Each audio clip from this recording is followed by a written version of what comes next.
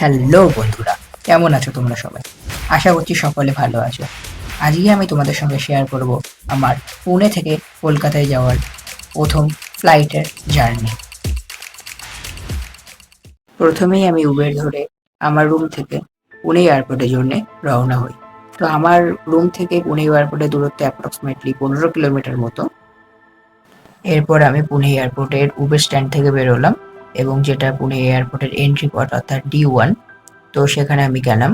তো সেখানে যাওয়ার পর টিকিট চেক হলো, এছাড়া আধার কার্ড চেক করলো এবং তাছাড়াও যেসব চেকিংয়ের যেসব স্টেপগুলো আছে সেগুলো সম্পূর্ণ হওয়ার পর আমাকে এয়ারপোর্টের ভেতরে ঢুকতে দিল।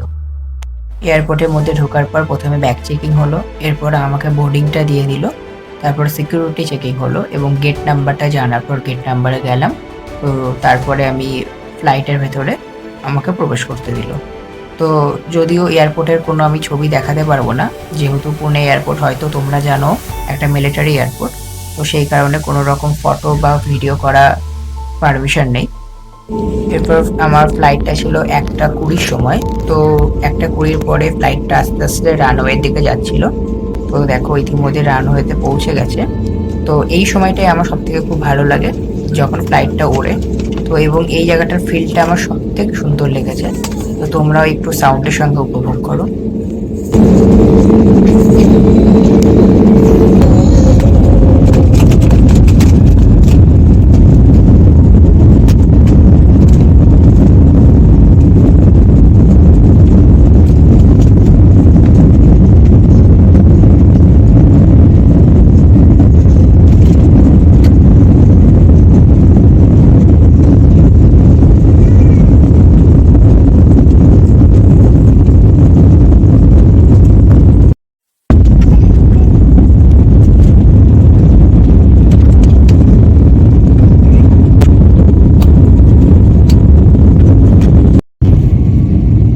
তো তোমরা দেখতেই পাচ্ছ পুনে সিটিটাকে একদম অসাধারণ লাগছে।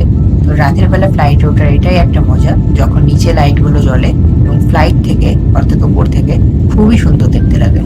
তো যখন তোমরা ফ্লাইটে উঠবে, যখন ফ্লাইটটা ফ্লাই করবে আর যখন ল্যান্ড করবে, এই দুটো সময়ই তোমরা সব দেখতে পাবে কিছু, এবং যখন ওপর দিয়ে মেঘের উপর দিয়ে উড়ে যাবে তখন কিছুই দেখতে পাবে না। তো সেটাও তোমাদের দেখাবো মেঘের মধ্যে কেমন লাগে। তো ভিডিওটা দেখতে থাকো।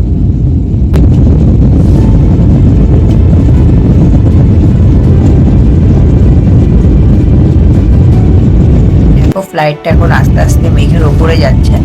তো আস্তে আস্তে দেখো চারিদিকে অন্ধকার হতে শুরু করেছে।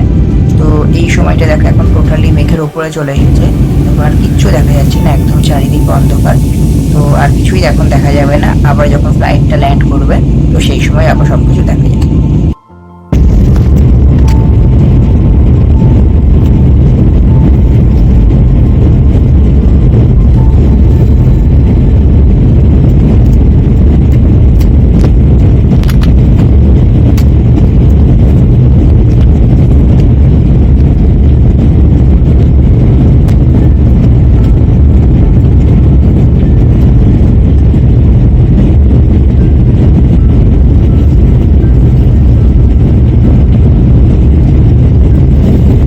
প্রায় 2 ঘন্টার মধ্যে কলকাতায় ফ্লাইট পৌঁছে গিয়েছিল, কিন্তু ল্যান্ডিং হওয়ার পর পৌঁছাতে আরও আধা ঘন্টা মতো সময় লাগে।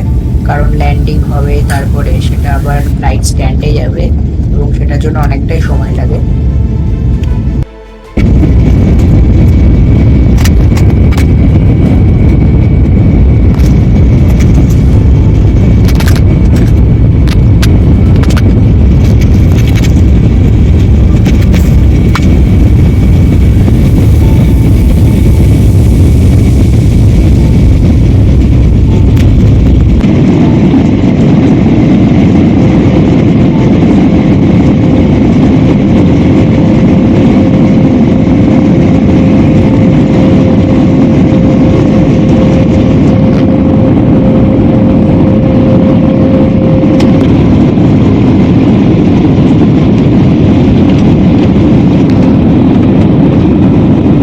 তো ফ্লাইট এখন কলকাতা এয়ারপোর্টে ল্যান্ড করে গিয়েছে এবং এখন আস্তে আস্তে ফ্লাইট স্ট্যান্ডে যাচ্ছে। তারপরে আমরা সকলেই নেমে পড়ি।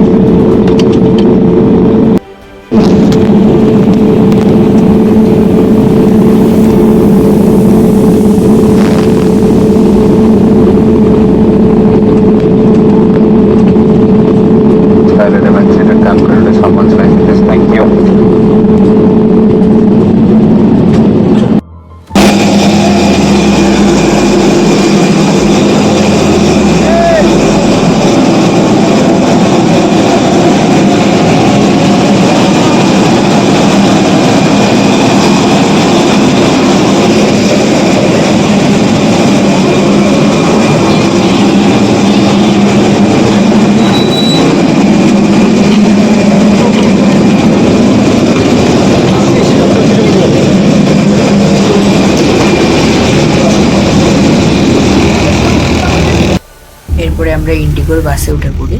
তো এখান থেকে ফ্লাইট স্ট্যান্ড থেকে আমাদের এয়ারপোর্টে নিয়ে যাবে। তো এটার জন্য কোনো রকম এক্সট্রা চার্জ লাগে না। অনেকে ভাবতে পারো যে হয়তো এক্সট্রা চার্জ লাগতে পারে, না, এটা হলো এটাদের মধ্যেই থাকে। তো এরপর ফ্লাইটে করে আমাদের 5 মিনিট মতো সময় লেগেছিল এয়ারপোর্টে পৌঁছাতে। তাছাড়া যা দেখতে পাচ্ছ এটা হলো ইন্ডিগোর ফ্লাইট স্ট্যান্ড। তো দেখতে পাচ্ছ কত ফ্লাইট এখানে স্ট্যান্ডিংয়ে আছে।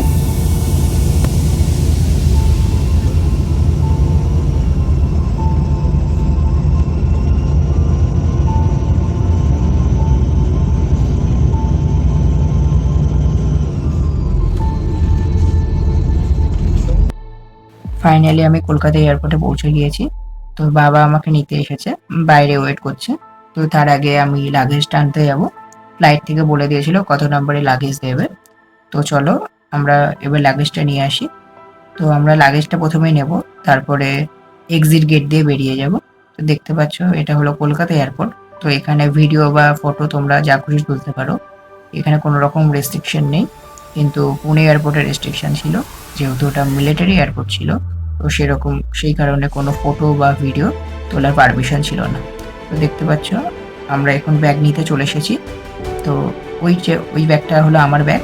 তো এবার ব্যাগটা আমি নেব, তারপরে আমি এক্সিট গেট দিয়ে বেরিয়ে যাব। তো বন্ধুরা, তোমরা অবশ্যই কমেন্টে জানিও ব্লগটা কেমন লাগলো। এরপরে আমার আরেকটা ব্লগ আসবে, যেটা আমি কলকাতা থেকে পুনেতে যাব। তো অবশ্যই সেটা তোমরা দেখো। তো থ্যাংক ইউ বন্ধুরা, থ্যাংকস ফর ওয়াচিং।